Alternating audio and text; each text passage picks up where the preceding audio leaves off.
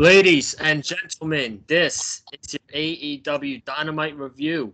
Oh, there we go, just started. This is your AEW Dynamite review on Wednesday, August 11th, 2021. I am Joseph Conlon, here tonight, obviously, with you already know, your co-host, my AEW partner for Dynamite and Rampage starting this Friday, with another co-host that we'll be getting from Rampage, Wesley Williams. And Wes, before we get into tonight's show, I just want to thank everybody out there who wished me a happy birthday on Monday.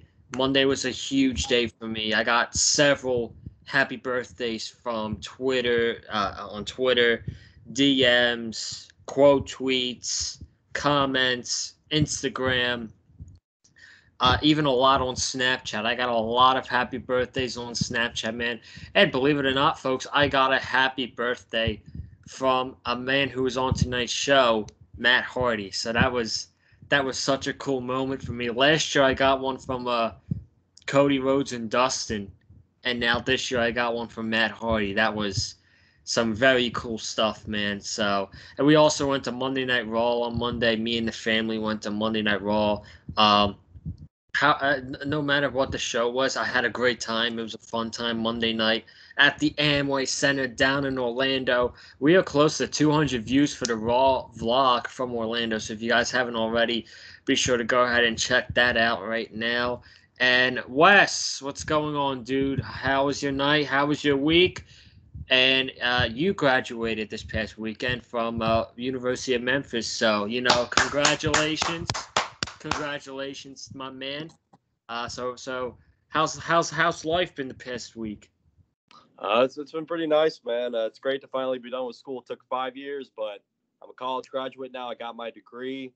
I'm just happy to be done and just focus on working now and just grinding my way to higher positions at work, man, and just getting to enjoy life without doing any schoolwork. It's certainly nice, man. I've been doing this whole school thing my whole life, and now I'm finally done with it. I can finally move on to the next chapter of my life, man, and I can only hope and pray that it ends up treating me well. Absolutely, man. And I hope for the best things for you as well. As a not only an AEW as your host for the reviews, but as an actual friend. I just wish you everything the best in life. Man, I'm always here for you. So. I appreciate that, man. And the same goes back to you. I'm happy that you enjoyed your 19th birthday. I'm happy you had a good time at Raw, despite Raw being the worst wrestling show. I'm happy you had a good time. But yeah, man. And here's to many more years, man. 19. It's a big age right there. And so, here's the many more birthdays. Damn right, man. But as for tonight, folks, rocking out the huge headband I got for my birthday. No matching shirts tonight. No matching shirts like last week. But hey, good thing, 2.0 is on the show tonight, and you must have had a nice little moment there. 2.0, dude, they're wrestling Sting next week. Yeah, that's man. I don't think anybody's had the biggest turnaround year more than 2.0. Honestly, like the guys. We're jobbing out on NXT, and literally next week they're going up against Sting in a tag team match. Like, what world are we living in now, man? It's insane. Oh, man. Unbelievable. What?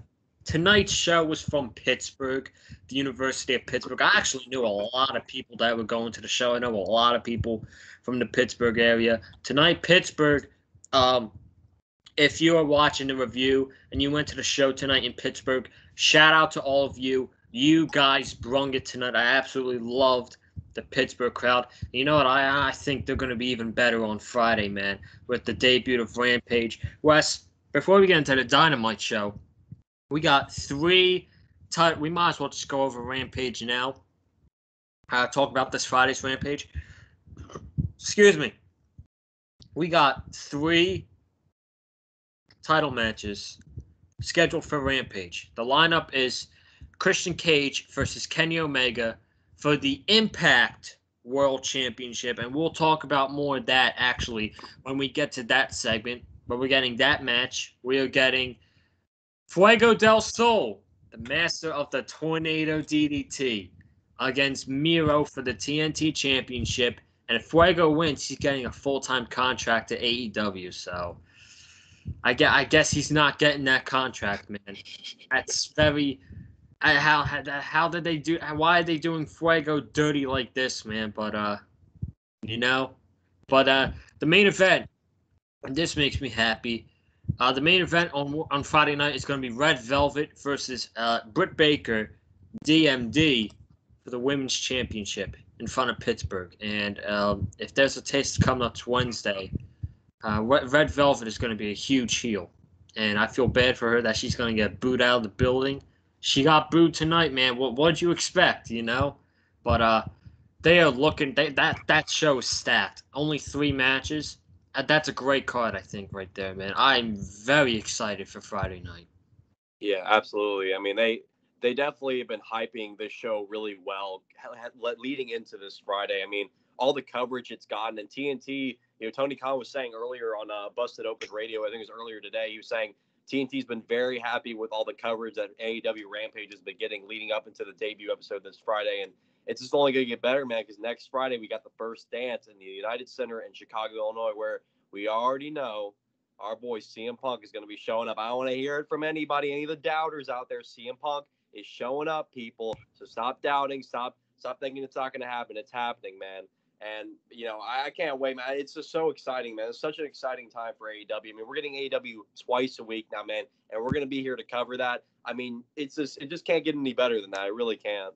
Damn right, man. You're damn right, man. I'm telling you, man. I'm fucking pumped for Friday night. I really am. These next 2 weeks, I think Rampage is going to be bigger than Dynamite, and that's how I kind of thought with tonight's show. Tonight was good for what it was, but for me, the real show's Wednesday night. The real show is going to be Friday night when we get wowed, by the action that's going on in the ring. I don't think that Rampage is going to get the same ratings as Dynamite, but at this point, I don't really care about ratings. I just think the show is going to be. I think the show is going to be awesome on Friday, man. I really do. I'm pumped. I can't stress it enough, man. I'm excited. Yeah, it's going to be great, man. I mean, I couldn't be more excited for Rampage either. It's just great to see AEW continue to grow more and more as time goes on. Yeah, right. Absolutely. So thank you guys for joining us tonight for the Dynamite review. Not Rampage. We're sitting here talking about Rampage. We got to wait for that till Friday. Tonight is Dynamite.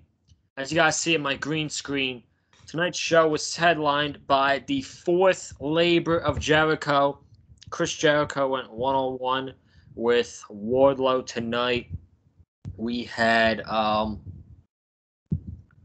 Dark Order versus Good Brothers for the Impact Tag Team titles. We got a huge we got a load of matches announced for upcoming shows next week. All Out. We got 2 confirmed matches for All Out, man. We're gonna talk about it. Wes, are you ready to talk about all of this stuff that happened tonight? Oh, man, I'm so ready, man. Always so ready to talk about AEW, Dynamite, Rampage, whatever, man. AEW news, whatever the case, man. I'm ready to talk about it. Well, actually, now that you brought up news, I kind of want to talk about Max Caster for a bit because, as we learned last night, it was last night. Max Caster has been suspended for 2 months without pay, and you're not released or anything, and even if you're like suspended, I would guess that you would have AEW promotions on your social media on your social media pages. He removed everything AEW related in his bios on Instagram and Twitter. As we know, he's suspended for 2 months without pay.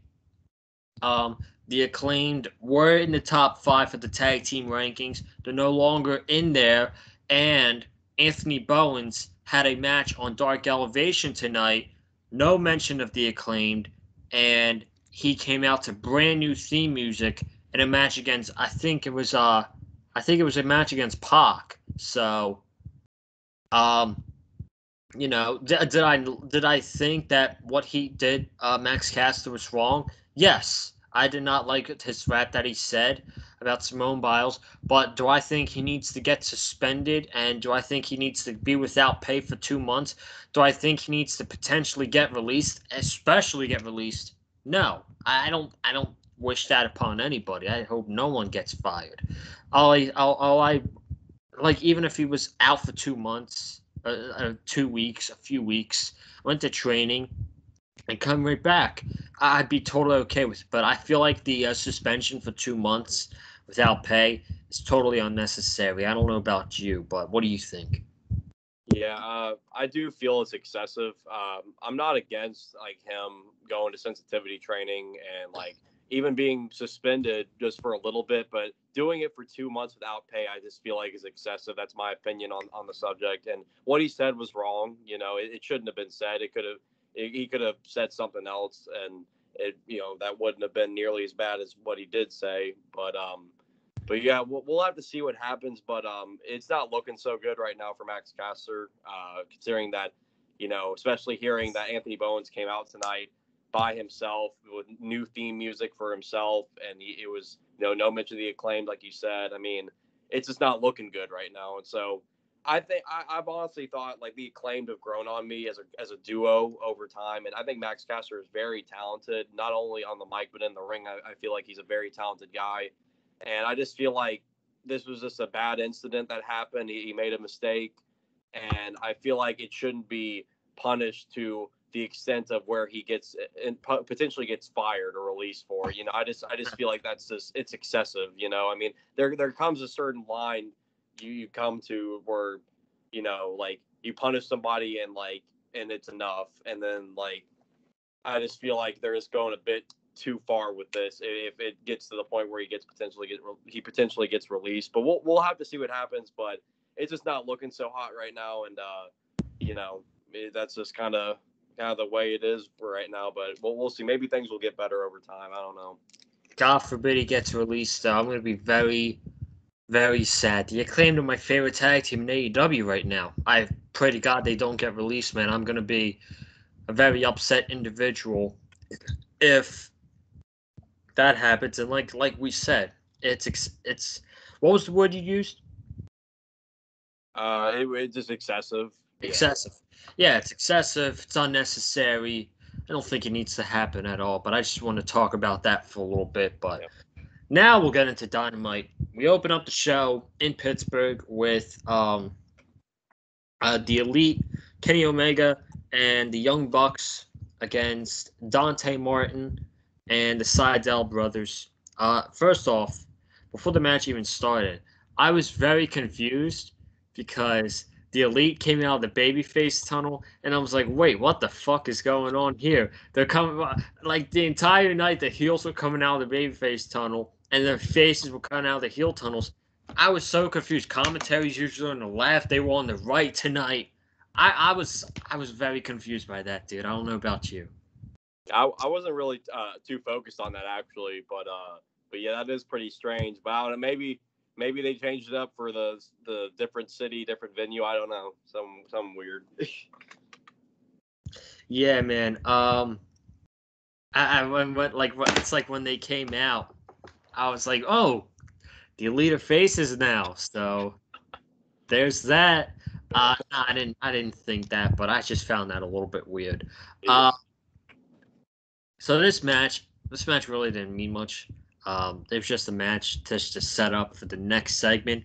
If I got anything out of this match, tonight was probably Dante Martin's best match he's ever had in AEW. That man was lights out tonight, man. And if there's anything I got out of this match, we need to see a one-on-one match soon down the road between Kenny Omega and Dante Martin. I think Omega would lead him to a great match, and I think Martin would probably bring it. He knew probably how big of a match this was for him, not in the fans' eyes, but for him.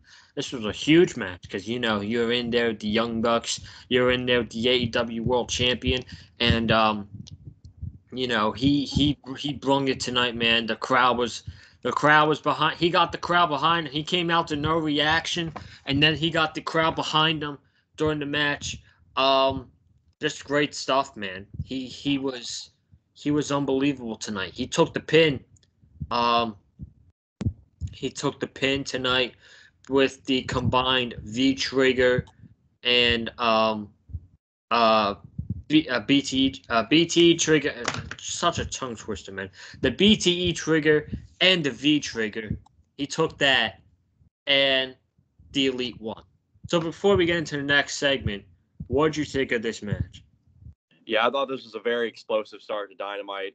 The great six man. Dante Martin, man, the guy's only 20 years old, man. Remember, this guy's 20 years old, and he's a year doing older than me.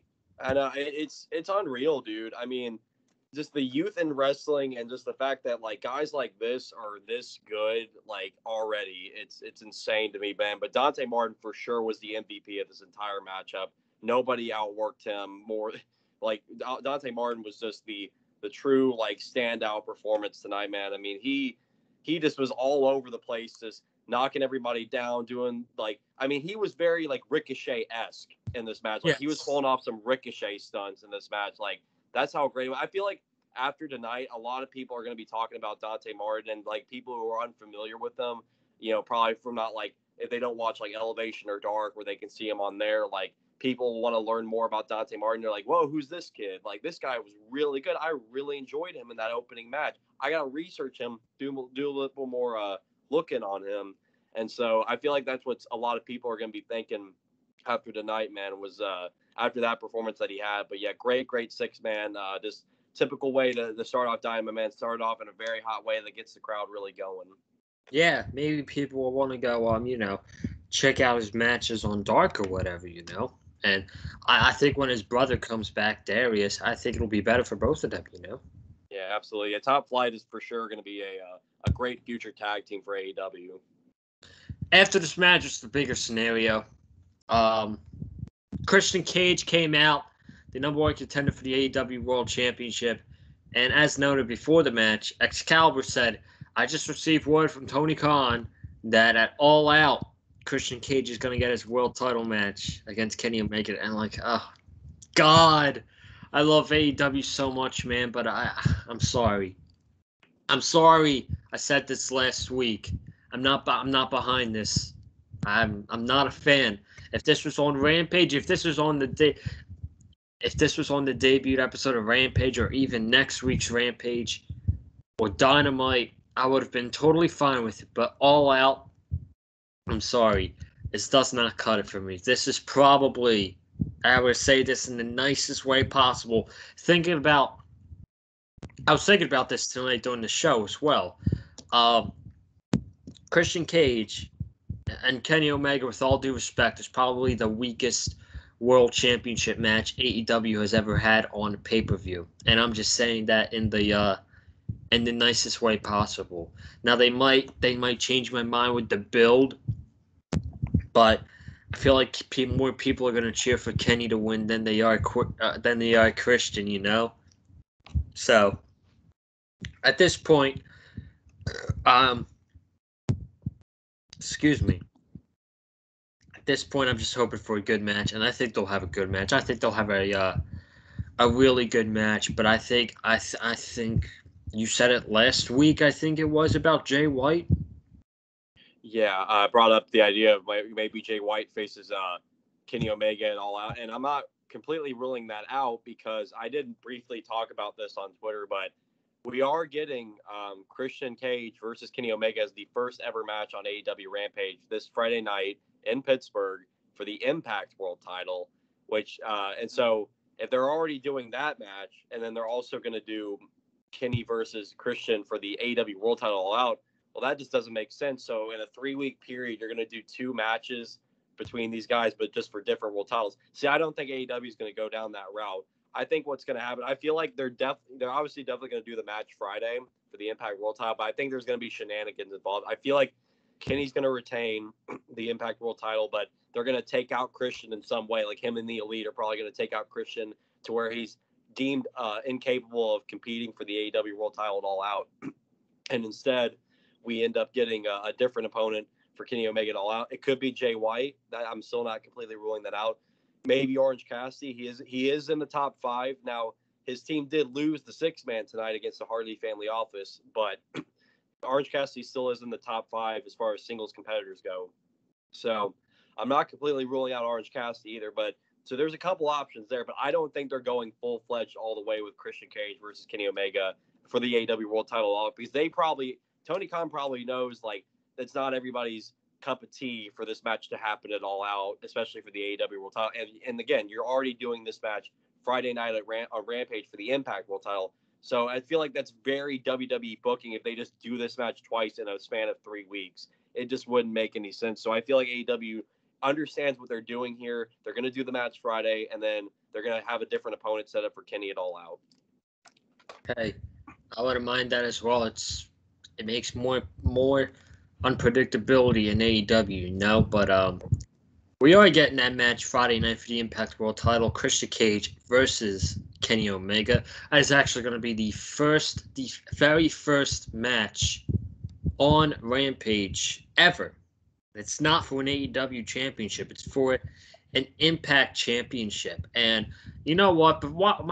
Now that I just brought up the Impact World Title, I think we're slowly starting to see the relationship between Impact Wrestling and AEW come to fold, because all we've gotten from this is Kenny Omega on Impact and Matt Hardy on Impact once. Frankie Kazarian just recently showed up on Impact. Now, tonight, we got the Impact Tag Team titles defended. Friday night, the World title's going to be defended. Scott D'Amore was on the show tonight. I think slowly but surely, we're going to see more Impact Wrestling on Dynamite and on Rampage. And, folks, that's a good thing, to be perfectly honest with you. And it's a thing that honestly should happen. So I wanted to bring that up real quick. Yeah, absolutely. Yeah, it's only up from here with these partnerships and stuff. And I do believe we're going to see more Impact play more of a role in Dynamite and Rampage in the coming weeks. And seeing Scott D'Amore on the show tonight, that was a little bit more of the partnership and the Forbidden Door being open a little bit more. And then I don't know if you caught this too during the Impact tag title match. Earl Hebner's son, who is an Impact referee, he was refereeing that match tonight. I caught that when I was watching. I was like, I saw it on Twitter, but I didn't catch it during the show. Yeah, that's Earl Hebner's kid. I was like, oh, yeah, that's right. Yeah, Earl Hebner's son is one of Impact's referees. So I caught that while I was watching the match. I was like, oh, that's cool. Even got the referees from Impact on the show. Yeah, so I wanted to bring that up real quick. But Don Callis was like, you got to be stupid because you're coming out here 6-on-1. And Christian was just standing there. And out came Jungle Boy and Luchasaurus. Right after we got the stuff with Christian and Kenny confirmed, Jungle Boy actually gets on the microphone and he says, before we go, I totally forgot to mention, I also talked to Tony Khan earlier as well, and he said that next week, since we're number 1 contenders, next week on Dynamite, we're getting our shots at the tag team titles against the Young Bucks. And I was very happy to hear that, but at the same time, I'm like, oh, they're going to lose. That sucks. Jungle Boy's going to lose another big match, man. I don't like it. But it should be a great match nonetheless. But, like I said, Jungle Boy has lost for the TNT Championship. He's lost for the World title. Now he's going to lose for the tag team titles with Luchasaurus.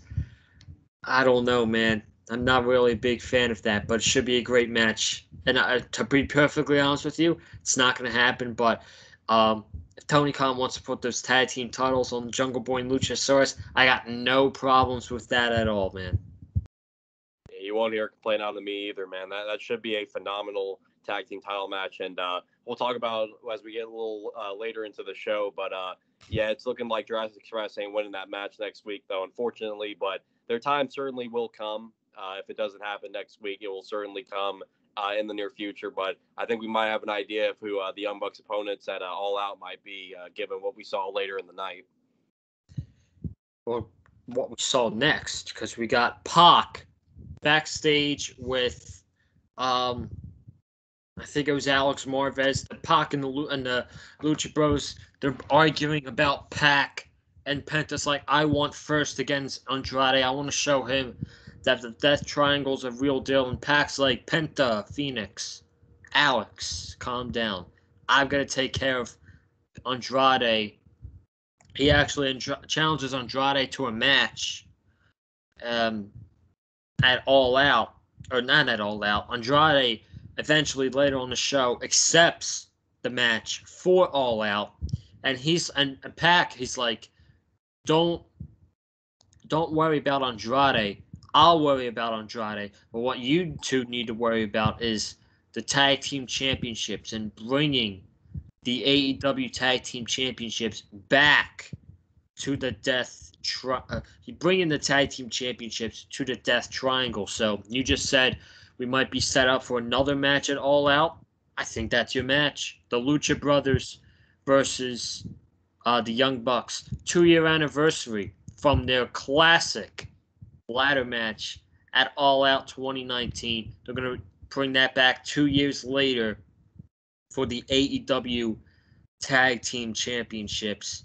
And it's also confirmed that along with Christian and Kenny Omega, we're getting Pac and Andrade at All Out. Bro, take my money right now, man. That might be the match of the night. No cap. No cap, man. That might be the match of the night. Absolutely. I love the fact that was announced, man. I mean, I figured it was inevitable that we were going to get Pac and Andrade one-on-one at All Out. We'll see what happens with that, man, but that is for sure going to be a barn burner of a match once we get to September 5th, man. They're really hyping All Out really well, and, man, I mean, we're only got a couple of matches announced for All Out so far, man. I can't even imagine what the rest of the card's going to look like. Bro, I've got questions about All Out. I don't know what's going to happen, you know? Yeah, unpredictability, man. It's a great thing in wrestling. Next match, we had Darby Allin, accompanied to the ring by Sting, versus Daniel Garcia, who accompanied to the ring by 2.0. 2.0 came out to the ring. I'm sure you were happy. Oh, yeah, man. I jumped right out of my bed. I was just like, I was running all across my room, man. I mean, like, I don't think CM Punk or Daniel Bryan's going to get a bigger pop out of me. I'm just saying, no disrespect to those guys, but 2.0, man, I mean, those are my dudes. I don't know, every time they show up on AEW television, man, I got to mark out, you know? So. By the way, I'm sorry I raised up my hands wearing a sleeveless shirt. Sorry I made you guys look at my armpits. I apologize. All right, I won't do it again. But getting kind of rated R on this podcast tonight, I guess. So 2.0. Let's not get there, all right? 2.0 came out to the ring with Daniel Garcia. Good match, you know. Daniel Garcia is a nice, fluid wrestler. I think he signed, right? I think so. I don't think it's been we don't have the All Elite banner just yet for him, so I know 2.0 is signed. I know that for a fact because I've heard reports about that. I think Daniel Garcia signed as well. I guess they're going to be together now. I guess they're a thing. Daniel Garcia and 2.0, and you know maybe 2.0 can be Daniel Garcia's hype man. You know. Yeah, I mean, it's certainly the dynamic. Actually, it oddly works because Daniel Garcia is the more serious, technician style of wrestler. Like he's just very serious, intense, and then you got 2.0, who's like the comic relief of the group. So I feel like they kind of add a bit more of a different energy, but it oddly works with Daniel Garcia. Yeah, they're both goofs, you know. So yeah, it goes well. But this was a good match. Darby Allin got the win with the coffin drop over Garcia. I feel like Garcia got more of the offense, though, so, you know, good for him, I guess. But Darby gets the win, as we eventually knew. 2.0 is brawling with Sting. Darby Allin is joining the brawl. And it was announced next week. And from Houston, Texas, we're going to get a Texas Tornado tag team match between Darby Allin and Sting. against 2.0. Bro, Sting's wrestling on TNT next week, man. Unbelievable. Yeah, unreal, man. It's and the fact that like again, like we talked about earlier in the podcast, man, the biggest turnaround of the year has to go to 2.0. Now compared to like when we first saw them earlier this year, and compared to where they're at now, next week they're literally facing Sting in a tag team match. Like the Icon Sting, they got a tag team match against them. And it's like I bet you anything those two guys have got to feel like they're on top of the world right now, man. The fact that like Of course. NXT didn't take these guys seriously, and it didn't seem like they were gonna really push them at all. And here AEW, literally Tony Khan picks these guys up, and he's like, "Hey, I'm gonna put you guys in a match with Sting 3 weeks into your run with AEW." Like imagine being told that from Tony Khan, man. It's unbelievable. I mean, it just shows you the good things that Tony Khan does for wrestlers, you know. Yeah, I think that Tony Khan is a big fan of these guys. I've heard the Young Bucks really like them as well. So good for them, man. I'm sure they're happy. I'm sure you're happy as well, you know? Hey, more 2.0 on AEW television, the happier Wesley Williams gets. When's the merchandise coming out on AEW Shop? Oh man, you know I gotta jump right on that. That sale drops, I gotta get on it. You better. Don't let me down. You better. I'm gonna post it up on Twitter, man. It's gonna be my new profile pic. Me in a 2.0 shirt. You're gonna see. I'm gonna wear it to every single AEW show going forward. Every one that I attend, it's gonna just be nothing but a 2.0 shirt. Screw my Lucha Brothers shirt. Screw my Young Bucks shirt. Screw my AEW logo shirt. It's just 2.0 all the way. How many shirts do you have? I have like 7 or 8 AEW shirts. Yeah. Same. Only more to go. I gotta get up on the AEW merch because I just got 2 new WWE shirts, so I really gotta get up on my AEW merch game, you know. Yeah, well, hey man, as soon as CM Punk debuts, man, you know I'm jumping right on getting that shirt, man. There's no way I'm not buying an AEW CM Punk shirt. Of course. I mean, I might try to jump on it as well. I doubt it'll happen, but we'll see. We'll see what happens. Next, we had a 6-man tag between HFO, Private Party, and my boy Matt Hardy against my other boy, my favorite wrestler, Orange Cassidy, and Chuck Taylor and Wheeler Yuta. I got more out of the opening match than this match because even though the opening match was really predictable stuff, I got nothing out of this match, to be perfectly honest with you. The match was fine for what it was. Just Tony Schiavone even said it on the broadcast. Too many bodies outside, you know, man. Too much stuff going on. You got TH2, you got Chris Statlander, Nyla Rose. It's just too much stuff going on at one time, you know, man. HFO get the win after they hit Jitter Juice to Willa Yuta, and then the Twist of Fate. And this match doesn't really do much to get me invested with this HFO group, and they have no heat whatsoever. You know, they have 0 heat. Yeah, it's weird. It was a solid match. I thought the 6-man tag was solid, but I don't know. I mentioned this on Twitter. It feels like Hardy Family Office is just there. Like they're just a faction that's there. Like they're not like a horrible faction, but they're just kind of there. You know, they definitely have more credibility than the Factory, and we'll get into the Factory stuff later in this show because that was my least favorite part of the Tonight Show. But yeah, it's just weird, and I don't know what this win does for HFO. I feel like this really doesn't do anything. I mean, where does this lead Matt Hardy? You know, where does this lead the group? And it just kind of feels. I mean, a part of it's good because Matt Hardy is grooming the younger talent. He is like teaching them like his expertise in wrestling and stuff. So it's like at least it's a veteran wrestler like teaching the younger talent and grooming the younger talent. But it's just I just can't get into this group. You know, I just feel like HFO again is just there. They're just kind of a faction that's just there.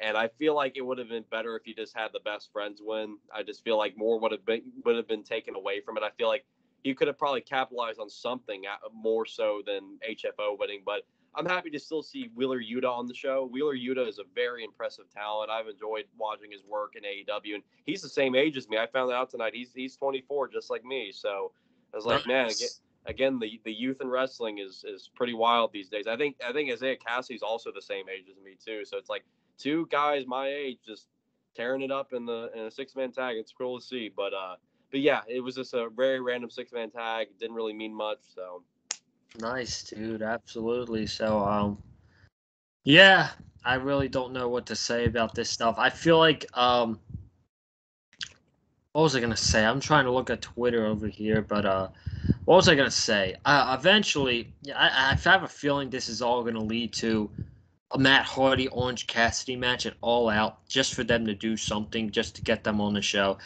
And no one's gonna talk about it at the end of the show. But do you care about a Matt Hardy Orange Cassidy match? I mean, probably not at All Out. I'd rather it probably maybe save it for like a Dynamite or a Rampage, but I probably wouldn't want to book that for All Out. I just feel like Orange Cassidy would. I mean, no offense to Matt Hardy, of course, he's a legend, but I just feel like Orange Cassidy could have a better match than just a random one-on-one match with Matt Hardy. Yeah, we'll see. There's just so much stuff going on right now. They might not be able to. They might or they might not fit this on the All Out card. We'll just have to wait and see what happens. So, then right after that, we had Chris Statlander against Nyla Rose. This match went 5 minutes. Very short match, but effective as well. Chris Statlander got a big win over Nyla Rose, who just challenged for the championship. Commentary played it off like it was an upset, so good on them for making it a bigger deal. And a lot of people think Thunder Rosa is going to be the challenger for Britt Baker at All Out. I don't think so. It's too early for that match to happen, and Thunder Rosa is going to win the championship from Britt Baker. So I don't think doing that at All Out is a smart idea. What I would do is Chris Statlander. I think Chris Statlander, she's ready. She's getting a lot of TV time. It makes sense. And it gives Britt Baker yet another opponent to defeat at All Out. Obviously, there's no way she's losing to Red Velvet on Friday night. Red Velvet's got about a 1% chance of winning the World Championship. Imagine if she wins the title Friday night in Pittsburgh. Golly, man, you're going to get some real horrible heat, man. AEW would not be sitting pretty with the fans going forward, I don't think. No, they might never want to return to Pittsburgh after that one. But yeah, what'd you think about this match? Yeah, it was way better than their last match at Revolution in 2020, man. I remember that match being pretty sloppy that last time, but tonight though, it was short, sweet, and the right woman won. Like I mentioned on Twitter, short, sweet, the right woman won. Chris Statlander wins, and she was number 2 going into this match, number 2 contender. So I feel like this win will probably catapult her into that number 1 contender spot. And I do believe that at All Out, we will be seeing Chris Statlander versus Britt Baker, DMD, for the AEW Women's Championship. So I really like what they did with this match. I'm happy that they didn't try to drag it, too long. It was just very short, very simple, and just very effective. Yeah, I liked it, man. Good stuff, short, and we'll have to see what happens. Chris Statlander is probably going to be your next challenger. I wouldn't be shocked if she confronts Britt Friday night. We'll have to see. So, speaking of her, Britt Baker had an interview. We had the Terrible Towels out in the Pittsburgh crowd. I hate the Steelers, so I'm not going to encourage the Terrible Towels. Okay, fuck the Steelers. Okay, I don't know. Do you watch football? I do. I don't hate them. No, I actually like the Steelers, but I understand your gripe, so I get it. Who's your team, dude? My team is the Colts. Oh, okay. Just not really a big like. All right, they're fine, whatever. I guess no harsh feelings towards the Colts, but So Britt Baker came out. She's like, "This is my city, Pittsburgh." She even gave Tony Schiavone a terrible towel. They were hyping up her match with Red Velvet. The crowd is obviously going nuts for her. She probably got the biggest ovation all night, you think? Oh, absolutely. I think that we knew going into the show, like, Britt Baker's going to come out and get the biggest pop of the night, so that was no surprise there. Yeah. Excalibur was like, she's going to go hero's welcome. I'm like, I wouldn't go that far. She got a huge ovation. I wouldn't say she got a hero's welcome. Okay, CM Punk got a hero's welcome back at Money in the Bank 2011 Excalibur. So maybe Friday night she's going to get a hero's welcome, but we'll see. All right, we'll see. After the segment, Red Velvet came out and attacked Britt Baker. She got booed. She got booed pretty loud tonight. During this attack, referees came out and pulled them apart. And it's the first ever main event on Rampage, Red Velvet versus Britt Baker, and that makes me a happy camper, man. The women are main eventing the first ever Rampage show. Britt Baker main events yet another show, second main event for the women. Britt Baker's in both of those matches. This is a huge spotlight for Red Velvet, her young age. Obviously for Britt Baker in Pittsburgh, defending the women's championship on the debut Rampage. Highly anticipated show. I can't see how anything goes wrong during this on Friday. Yeah, absolutely. I love the fact that they put it in the main event. It was only right that they put this in the main event. I already presumed that they were going to do that, considering that it's in Pittsburgh. You got Britt Baker on the show. There's no way you're not going to main event with Britt Baker. But it's just awesome to see the women get a main event spot once again. And it's awesome to see Britt Baker to be a part of the second ever women's main event in AEW history. It says a lot about Britt Baker and the star power that she holds in this company. And it shows, what AEW also thinks of Red Velvet, man. And ultimately, I understand she's getting a negative reaction from Pittsburgh. I think that was a given. I really don't think anybody should have expected Red Velvet to get a big warm reception, even though she is the babyface in this feud. But I'm just very happy that Red Velvet is getting such a big spot like this because she really deserves it. I've really enjoyed Red Velvet's work ever since she's come into AEW. She's really impressed me, and with her being so young, she's still got many more years left in the tank to prove how much better she can get as time progresses, man. So it's just cool, man. I mean, the young talent just continues to prevail in AEW. I just love seeing all this young homegrown talent just make their way slowly but surely to the top and really elevate themselves organically into just such prime positions. Yeah, absolutely, man. So I'm very looking forward to this match on Friday night. It should be a great match. I might go as far as saying it's probably the match I'm looking forward to the most. I don't know about you, but that out of all three title matches, I'm probably looking forward to this one the most. So, yeah, honestly, I won't disagree with you. I think this is definitely the most highly anticipated match coming this Friday. Yeah, of course. So, my most anticipated match tonight was the Dark Order versus the Good Brothers for the Impact Tag Team Championships. You got really two really good tag teams in this, and with that, you got a really good tag team match. I would have loved to seen these two teams go at it for another 10 minutes. This match only went 9 minutes, but it was a really good match for the 9 minutes it was given. These matches were pretty short tonight, man. What do you think about that? Yeah, they really sped through a lot of these matches tonight. I guess they don't want to long win a lot of these matches. Sometimes you just gotta maybe get through it, quicker than some other matches. But I still think the pacing has just gotten so much better for AEW ever since when they first started. Because I remember like the pacing of the shows and like when they would end the shows, it didn't feel like completely there just yet. And like over the time, like 2 years later, we're seeing the shows progress more and more. It's they've just gotten a lot better with timing and pacing. So I feel like even with the matches being pretty short tonight, like they're still doing an amazing job with the pacing. Like people are just left at the end of the show like, wow, that was 2 hours. That didn't even feel like it, Yeah, I see your point right there. Dark Order, man. Uno and Grayson, they came out with Colt Cabana. No other Dark Order members, which was pretty strange. They came out with just Colt Cabana, and man, they are such a good fucking tag team, man.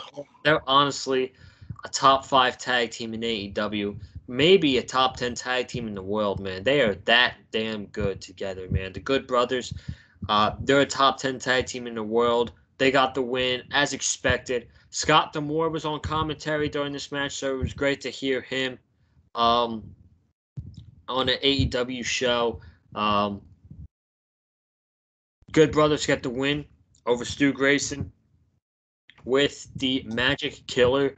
Evil Uno hit a very nice end of days on Carl Anderson, but Good Brothers get the win. Retain the tag team titles. I want to see more Impact tag titles on Dynamite, dude. I think that would be that's a good exposure for Impact Wrestling, I think.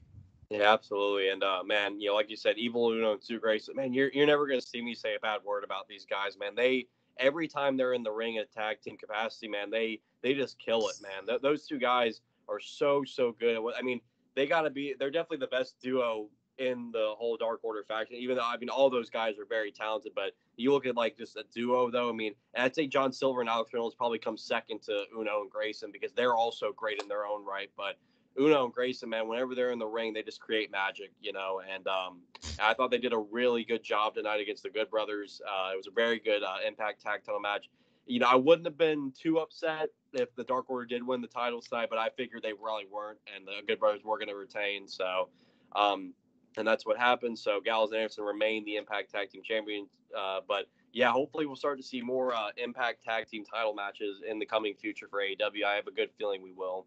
Yeah, I kind of want it to be like the IWGP US Championship. We were just seeing, on it every week. I'm not saying it should be on every single week, but here and there, I want to see the Impact title, the tag titles, the world title, maybe on a special occasion. But for Dynamite shows, Impact tag titles, I think would be a great idea. You got a lot of tag teams in AEW. You can throw Jungle Boy and Luchasaurus in there. You can throw the Varsity Blondes in there. You can throw the Seidel brothers in there. You can throw there's a lot of tag teams. You could throw 2.0 in there. Who knows? But they got a lot of tag teams in AEW, and I think doing that would be just be a great idea, and it gets more exposure for Impact Wrestling. Yeah, absolutely. It's going to be a great, fun ride for for AEW, for Impact, and for all the other companies that are going to be involved with AEW going forward. Yeah, absolutely. So before the main event, we saw this was hands down probably the worst segment on the entire show. You know where I'm going with this. Yeah. You got your disappointed face on. We saw Tony Schiavone out there with QT Marshall, Aaron Solo, and Nick Comoroto. The crowd chanting, "This was boring." So there's your reaction for QT Marshall. This is boring. So Tony got on the microphone for QT, and QT was like, "Why don't you apologize to me for what I'm about to do to your son?" Because Tony Schiavone brought his son to the show, apparently. His name's Christopher Schiavone. So he brings him into the ring. Comoroto gets him. And he says, Schiavone says, "I'm not sorry for anything, you piece of shit." So Comoroto throws Schiavone's son to QT. And QT gives him the diamond cutter. And then after that, out comes, well, it's the Big Show. It's not the Big Show. It's actually Paul White, but you get what I mean. He comes out to his new theme song. QT Marshall sacrifices Aaron Solo to Paul White, and Paul White gives him a pretty good chokeslam, and then Paul White stares a hole into QT Marshall, and we're getting a feud between Paul White and QT Marshall going into the All Out pay-per-view. I have no words. I have no words, man. I don't know what to say. Just Tony Khan, please, for the love of all that's holy, do not put this on the All Out card. Like I can't imagine they do something like that. But like I'd put this on Elevation and nothing more than that. Like just put it on Elevation. I can stomach that fine. But like, man, it's like no one cared about this going. Like what made them think, hey, we're gonna care about this QT Marshall Tony Schiavone rivalry going on? It's like no, like I think people have completely given up on the Factory and QT Marshall ever since the feud with Cody. I think people are completely over it. I'd probably leave the Factory as just a group to just stay on like Elevation and Dark, kind of like how the Pretty Picture is like usually on Dark and Elevation every week, and like pretty much nothing more than that. They're rarely ever on Dynamite. I'd probably do the same thing with the Factory, man. No one gives a single crap about these guys at all, man. And it's just, and now Paul White comes out to the rescue. Paul White to the rescue. And now we're teasing a Paul White QT Marshall feud. I mean, nobody in their ever-loving mind asked for this. Nobody did. So I got to criticize AEW on this segment, man. This was a pointless segment. Definitely the worst part of the show. Like probably the only major thing I really have to complain about the show because I really enjoyed tonight's show, but that was a horrible segment. Was not needed.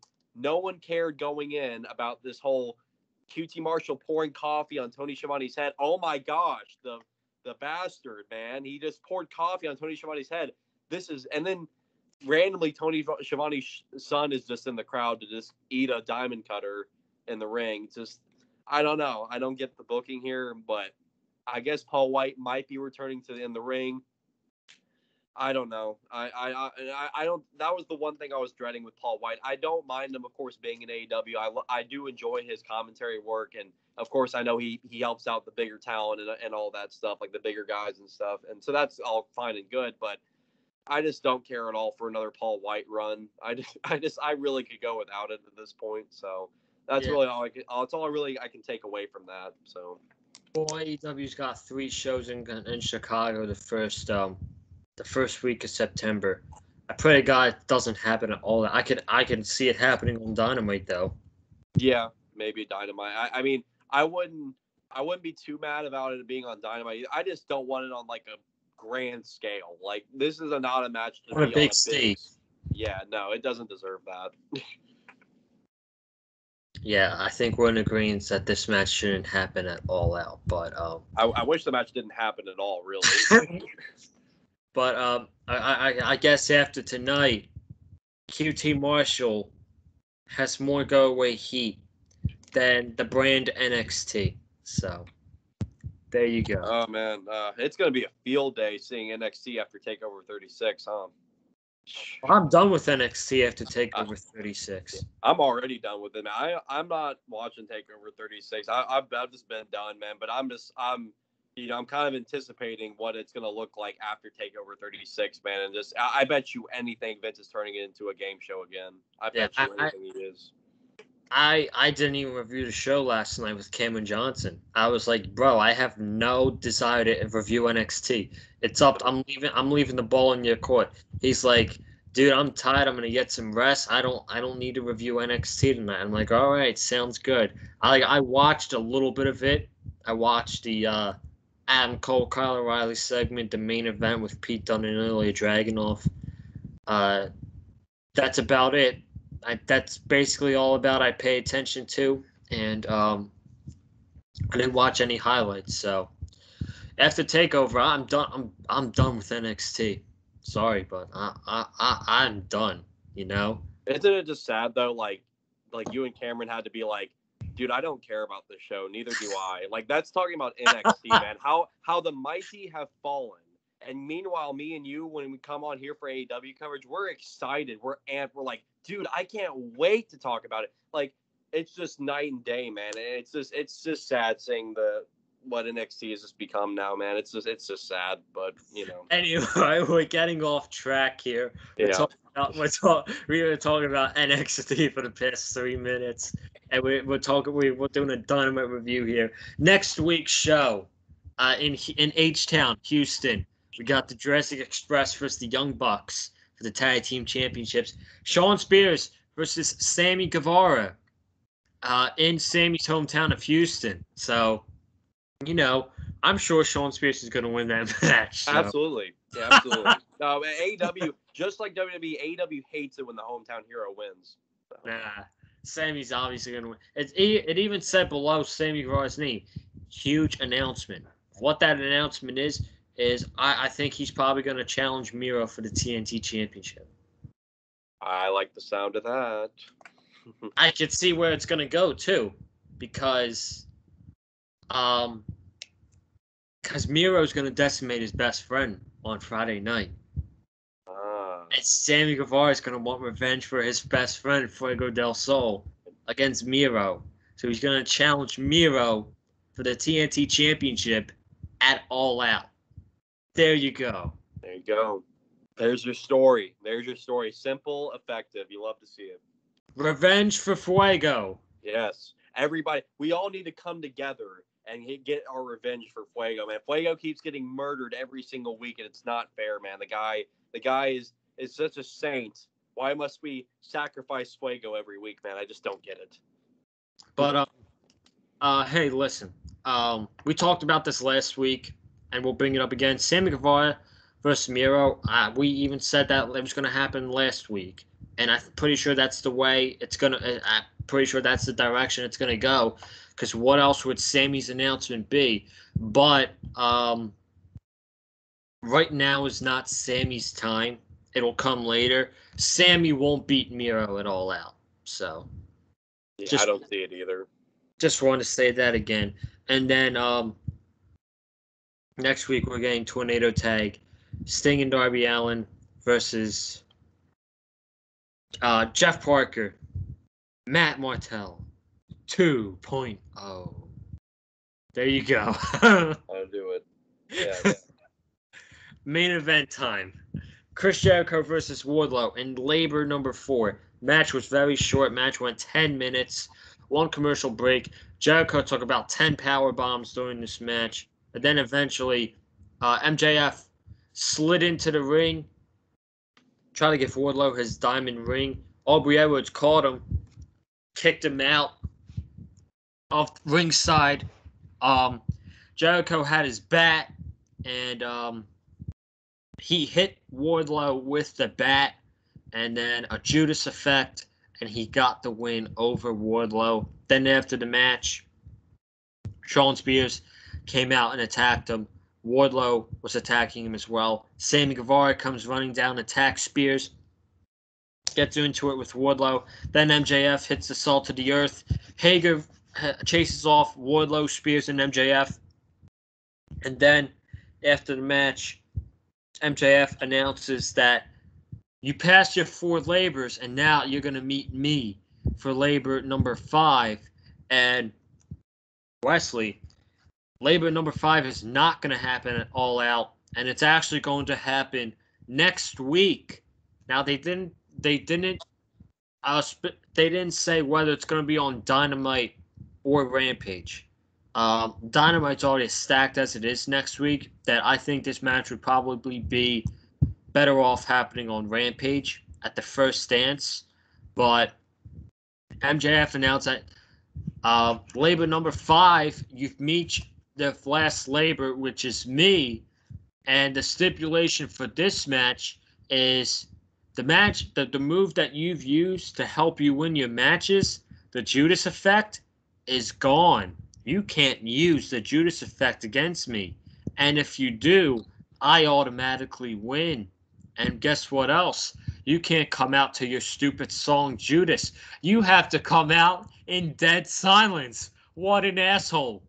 What an asshole MJF is, man. I loved it. I love it, man. God, what an asshole. It's so beautiful, man. But you already know, man, that crowd next week is going to be singing Judas, even without the music or they're still going to sing it like in unison, a cappella style, and it's going to trigger MJF, and I just can't wait for that, dude. It's going to be great. But yeah, next week, Chris Jericho versus MJF. Don't know yet if it's going to be Dynamite or Rampage. You could save it for Rampage, build up that show next week even more, because we already know there's going to be a big surprise coming next Friday for that show. But But we'll see what happens. But yeah, I'm surprised they didn't wait till All Out to do this. I guess they wanted to go ahead and get it out of the way. I don't know if they got something bigger planned for September 5th between the Jericho and MJF, but I would imagine this would be like it after this match. But we'll see what happens. But yeah, fifth labor. Jericho can't use the Judas effect, and he can't come out to his theme song Judas. Man, I love it. I love it. MJF being classic MJF. Bro, I just thought about this. I don't know if it's going to happen, but I want someone to bring an actual speaker to the show. And when Jericho and MJF's about to happen, play Jericho's theme music on the speaker just to piss off MJF, man. That would be hilarious. But it's not going to happen. I think the crowd's going to sing Judas anyway. But I think really quickly, I think Jericho's about to go on tour with Fozzy, which starts September 2nd. So I don't think I don't think with his schedule he would be able to do the match at All Out. So that's why it's happening next week. I don't have a problem with that, to be honest with you. I don't have a problem with the match happening next week. But what is MJF doing at All Out? I'm not sure. Yeah, that's a good question. I'm not sure what you do with him. Yeah, we'll have to see, man. MJF's definitely gonna have to have a role at All Out, man. You just you can't have All Out without MJF. Yeah, so. You're not leaving MJF out of your biggest show of the year, possibly. Possibly, yeah. We'll have to see what happens. You're not leaving him off that show, so yeah, we'll have to see what happens. But folks, we're gonna wrap it up here tonight. We just went over an hour on the Dynamite review for a second week in a row. Thank you all for joining us here tonight. If you haven't already, be sure to subscribe to the Big Fight Field channel. We got Rampage on Friday night. We're changing it up from now on, folks. Friday night is going to be the Rampage reviews. Saturday nights, until I'm done work, Saturday nights are going to be SmackDown reviews on the channel. And speaking of Rampage, the third guest for Rampage, since we're no longer reviewing NXT, we have abandoned that. No NXT reviews after TakeOver 36. Not this Friday, but next Friday, August 20th. Cameron Johnson will be joining myself and Wesley Williams to cover AEW Rampage on the channel. I love the sound of that, man. Cameron Johnson, the third man. Who's the third man? It's Cameron Johnson. Cameron Johnson's the third man. Gonna be here to review AEW Rampage with myself and Joseph Conlon. 3-man booth on Friday nights. I love the sound of that. I don't think have you ever talked to him before? Yeah, I'm friends with him on Twitter and everything. On a video call? Not on a video call, no, but I'm very excited to start it off with Rampage, man. No better show to start it off. He's a great dude, man. I think he's a great person, and I think it's gonna work on Friday night. So Cameron Johnson will be joining us not this Friday, but next Friday, August 20th on Punk Night. So look forward to that. Comment down below your thoughts about tonight's episode of AEW Dynamite. Hit the like button if you like what you heard from us tonight's review. Follow me on Twitter and Instagram at Colin_Joseph. Wes, where can they follow you on your socials? Well, you already know. It's at big_Wes18, at big_Wes18, BIG_WES18. I talk about AEW Dynamite, of course, every single Wednesday night. And starting this Friday, you will see me cover AEW Rampage, the debut in Pittsburgh, PA. And then next week, of course, we got the first dance in Chicago. But starting this week, man, not only you're getting Dynamite coverage from me on here and on Twitter, but you're also going to be getting Rampage coverage, man. The bigger, the better. 2 is better than 1. And, man, it's going to be great. AEW coverage twice a week. You love to see it. Folks, you're also going to really want to subscribe for next week, since I'm going to start promoting it right now. Next week, SummerSlam week. We got that final stretch of SummerSlam and All Out. So next week is going to be a busy week with SummerSlam. I don't know if I'm going to be able to cover NXT because I'm pretty sure I as of right now, I'll keep you guys updated, but as of right now, I'm moving to Orlando, Florida for college. Just for college, nothing more. I'm moving to Orlando, Florida, I believe the day of NXT TakeOver 36. So I may or may not be able to review the show. I'll keep you updated, but there'll be lots of SummerSlam coverage on the channel, and we'll be talking about AEW and a lot of WWE next week as well. So you guys better be subscribed. And finally, you guys have a good night. Stay safe. We will see you Friday night. In 2 nights, you'll see me and Wesley Williams talk about AEW Rampage here on the channel. And yeah, you won't see me until Friday night. The next time you'll see us, we'll be back. We'll be back for the next video, unless anything happens. But more than likely, you'll see us Friday night. You guys have a good night. Stay safe. And as always, man, stay classy.